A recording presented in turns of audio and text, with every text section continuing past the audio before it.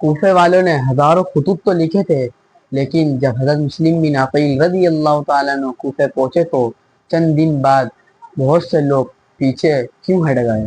السلام علیکم ورحمۃ اللہ وبرکاتہ۔ کربلا سیریز پارٹ 3 میں ہم جانیں گے کہ حضرت مسلم بن عقیل رضی اللہ تعالیٰ عنہ کوفے کیوں گئے اور آپ کے ساتھ کیا واقعہ پیش آیا۔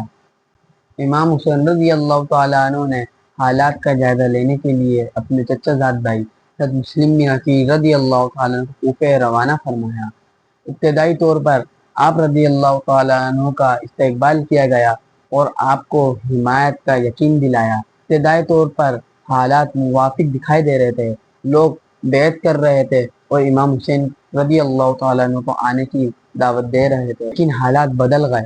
کوفے میں ایک نیا گورنر آیا، سخت اقدامات کیے گئے، لوگ خوف زدہ ہونے لگے۔ وہ لوگ آپ رضی اللہ تعالیٰ عنہ کے ساتھ ہونے کا دعویٰ کرتے تھے وہ بھی پیچھے ہٹ گئے۔